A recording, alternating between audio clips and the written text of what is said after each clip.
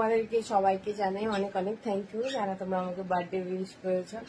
তো thank you so much. তো এই যে আমার জন্মদিনের নতুন জামা, মা যেটা দিয়েছে এখনই পরে নিলাম, স্নান করে এসে সেনুকে ভোগ দিলাম, শ্বশুর শাশুড়িকে প্রণাম করলাম। তো জামাটা একটু ঢিলা তাই ভালো করে দেখাচ্ছি না, পিছনে ক্লিপ লাগানো, এটা কাপড়।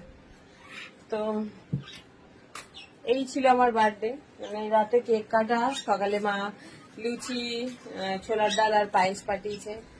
তো মা আর কি করেনি, মায়ের যেহেতু চোখে অপারেশন বিদায় করেছে, আর মায়ের ড্রেসটা দিয়েছে, থ্যাংক ইউ মা।